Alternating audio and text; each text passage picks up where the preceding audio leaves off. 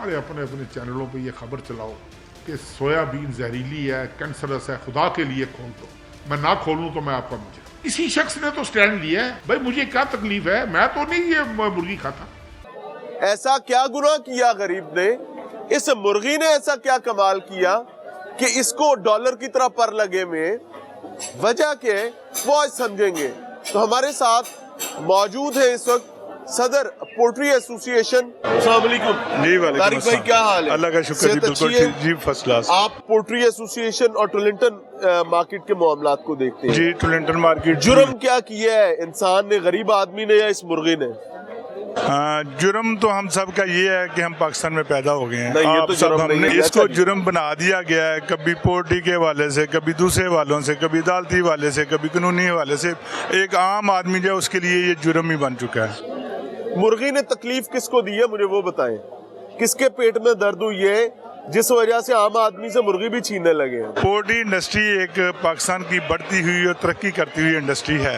अच्छा, बल्कि थी, ठीक है, आज से चंद दिन पहले तक थी। तो इसमें बड़े बड़े लोग जो है ना वो कमाते भी रहे हैं, खाते भी रहे हैं। इसके बावजूद ये इंडस्ट्री तरक्की करती रही है क्योंकि इस पर किसी हुकूमती इदारे का अमल दखल नहीं था। ये डिमांड एंड सप्लाई की बेस पे पलती रही है, बढ़ती रही है, फलती रही है, फूलती रही है। लेकिन ये 3 महीने पहले, 2.5-3 महीने पहले इसको आम आवाम के लिए तो मुश्किल बनाया ही बनाया गया। उसमें क्या क्या मकासद का है, क्या क्या मफादात वाबस्ते हैं, ये एक अलहदा से स्टोरी है। सर हम उस पर बात करना चाहते हैं। हम चाहते हैं कि हमें पता चले गरीब आदमी को कि उसके साथ जुल्म कर कौन रहा है। हमें ये बताया गया है, बुरा ना मनाइएगा, कि पोल्ट्री फार्मर जो है वो मुर्गी महंगी कर रहा है। हमें ये बताया गया और सिंपली ये कहा गया मुर्गी खाना बंद कर दो, तबीयत सेट हो जाएगी। जिन लोगों ने ये बताया है उनके जाती मफादात की वजह से ही, जाती मफादात अब पूरे ना होने की वजह से। उनका जाती मफाद क्या है तारिक बशीर चीमा साहब का? अब देखिए, उन्होंने बताया कि पोल्ट्री मुर्गी आप ना खाएं। वो कौन से साइंसदान हैं जिन्होंने, बीमारी है, वो कौन सा साइंसदान है, कहाँ से उन्होंने साइंस की इतनी तालीम हासिल कर ली है जैसे उनको पता लग गया कि इसमें बीमारी है? वजीर हैं, साइंसदान तो नहीं है ना। यहाँ के वजीर क्या करते हैं किसको नहीं पता। तारिक बशीर चीमा साहब ने ये साइंस कहाँ से ले ली जो उनको एकदम पता चल गया कि ये अगर अब जो जहाज़ उन्होंने रोके हैं सोयाबीन मील के, ये कैंसर का बायस बन सकते हैं, ये मुर्गी कैंसर का बायस बन सकती है। बनी कहाँ? पाकिस्तान में ऐसी हुई है या दुनिया में कहीं? पाकिस्तान में एक ही इदारा है, ये माइक्रोलॉजिकल बायोलॉजिकल, ये टैक्स सोसाइटी के पास है, नहर पे। मैं वहाँ पे गया हूँ, मेरे साथी 2 दफ़ा वहाँ पे गए हैं। हमने उन साइंसदान जो GMO ग्रो कर रहे हैं, जो GMO सीड पैदा कर रहे हैं, उनसे बात की है। बिल मुशाफा 4-4 घंटे का सेशन किया। उन्होंने कहा इसमें खतरनाक बात ही कोई नहीं है। वो कहते हैं हमें तो पाकिस्तान गवर्नमेंट ने किसी ने आगे नहीं पूछा कि ये GMO क्या होता है और क्यों इसमें इसको हम मना कर रहे हैं। तो ये किस बना पे इन्होंने ये अपनी साइंस जो है निकाली, उसका भी तो पता होना चाहिए।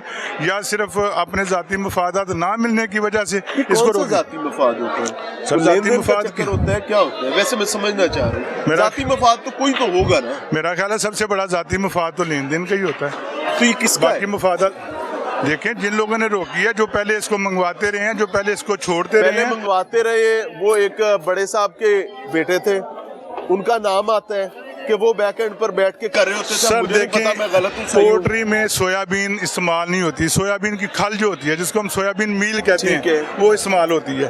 पहले तो उसको बंद करने के लिए इस पे 40% ड्यूटी लगवाई गई, जो कि बिल्कुल बेतुकी बात है, ताकि वो बंद कर दीजिए। फिर सोयाबीन मंगवानी शुरू की।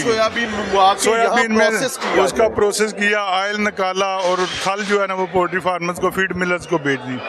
उसके बाद सोयाबीन सीड मंगवाया गया, जिसकी इजाज़त नहीं थी, सोयाबीन मील की इजाज़त नहीं, सोयाबीन सीड मंगवाया गया और उस पर सब्सिडी ली गई।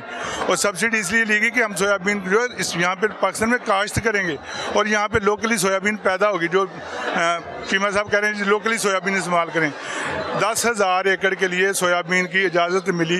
लोकल सोयाबीन है नहीं है, मैं वही बता रहा हूँ कि 10,000 एकड़ के लिए इजाज़त मिली कि सब्सिडाइज रेट पे सोयाबीन सीड मंगवाएं और उसको काश्त करें। ठीक है, लेकिन करोड़ों एकड़ की सोयाबीन सीड मंगवा ली गई, 1 एकड़ की भी कहीं पे काश्त नहीं हुई। 1 एकड़ की भी, जो तारिक बशीर चीमा साहब कह रहे हैं ना कि लोकल करें इस्तेमाल, वो है कहाँ, वो दिखा दें कि कहाँ। 1 एकड़ भी काश्त नहीं जी, 1 एकड़ भी काश्त नहीं हुई। और इन पिछले 4 सालों में जो सब्सिडाइज रेट पर सोयाबीन सोयाबीन आती रही है, सोयाबीन सीड आता रहा है, किसी हुकूमती इदारे को तौफीक नहीं हुई कि वो पूछे कि भाई ये कहाँ काश्त हुई है और ये 10,000 एकड़ की थी सब्सिडी, ये लाखों एकड़ की सब्सिडी किधर जा रही है। ये 10,000 एकड़ की जो सब्सिडी थी मिसाल के तौर पर वो काश्त के लिए थी, जो वो काश्त के लिए गवर्नमेंट ने वो सब्सिडी दी, लेकिन वो बीज काश्त नहीं हुआ। गवर्नमेंट से तो इन्होंने लाखों एकड़ की सब्सिडी ले ली ना 10,000 की बजाय। अब वही मसला जब को मामला दरमियाने खराब हुए, ये सब किया, ये कौन लोग थे? देखें ये हुकूमती जो भी इदारे हैं जो इसको देखते हैं, खासतौर पे कस्टम जो इसको सब्सिडाइज करता है वहाँ पे, उनको भी इल्म में है कि ये 10,000 एकड़ के लिए सब्सिडी दी गई थी, तो ये तो लाखों एकड़ की जो है सोयाबीन वो चली गई है, तो हम क्यों उसको उसी पे छोड़ रहे हैं, सब्सिडी दे रहे हैं। लेकिन जाहिर है फिर वही बात आ जाती है, माली मामला लेन देन होता है और सब अल्लाह खैर सल्लाह। उसके बाद जब यानी रॉ सोयाबीन को सपोर्ट किया जाता रहा, सोयाबीन मील को कंडेम किया जाता कहते थे कि जी रॉ आएगी, हम उसमें से तेल निकालेंगे और आपको सोयाबीन मील जो है वो पोल्ट्री को देंगे। आप ये बात कह रहे हैं? बिल्कुल ऐसी है कि हमसे ले बजाय बाहर से लाने। बाहर से हर बंदा मील मंगवा सकता था, कंटेनर्स में मंगवा सकता था, लेकिन उनको मतलब नुकसान पहुंचाने की कोशिश की। इख्तिलाफ की बुनियादी वजह क्या है? इख्तिलाफ की बुनियादी वजह जो हमें पता, बात सीना बसीना जो चलती आई है वो यही पता लगा कि वो जो सीना बसीना भी बड़ी तगड़ी गल होगी, क्योंकि you are the part of the system. वो जो सब्सिडाइज रेट पे आ रही थी, कुछ चेहरे बदले, कुछ नए चेहरे मैदान में आए, तो इनमें से एक बंदे ने लेटर लिख दिया कि जी ये सोयाबीन जो आ रही है ये सब्सिडाइज रेट पे आ रही है और इसको इसमें ड्यूटी खाई जा रही है और ये GMO प्लस है, तो ये इसकी ममानत है, इसको नहीं आने देना चाहिए। GMO प्लस पे रिस्ट्रिक्शन थी क्या पाकिस्तान में? अच्छा, GMO प्लस पे रिस्ट्रिक्शन थी, इन्होंने कोई एग्रीमेंट साइन किया हुआ था बाकी कुछ मुल्कों के साथ, वेस्ट के साथ जी, यूरोप के साथ। क्या वजह क्या था? ये तो कोई साइंसदान ही बेहतर बता सकता है, लेकिन कह रहे थे कि उसके कुछ साइड इफेक्ट हैं, तो लेकिन मेरा ख्याल है कि वो भी लोगों को धोखा देने के लिए यहाँ GMO पैदा किया जा रहा है, पाकिस्तान में GMO पैदा किया जा रहा है। ये नहर पे वो वो एक अदारा जो GMO पैदा कर रहा है यहाँ पे। अभी हमारे पिछले दिनों वहाँ पे एक सेशन हम करके आए हैं पोल्ट्री ट्रेडर्स की तरफ से, 4 घंटे का सेशन। उन्होंने हमें बताया कि ये जो GMO प्लस फसलें हैं ये इंसान की बेहतरी के लिए बनाई जा रही हैं, ये हमारी फसलों की ज़्यादा पैदावार के लिए बनाई जा रही हैं, ना कि उसको एक अछूत का दर्जा दे दिया गया सिर्फ अपने मफाद की खातिर। किस बंदे ने पाकिस्तान के ने ये GMO टेस्ट कराई है यहाँ पे? अच्छा। किसी ने नहीं कराई।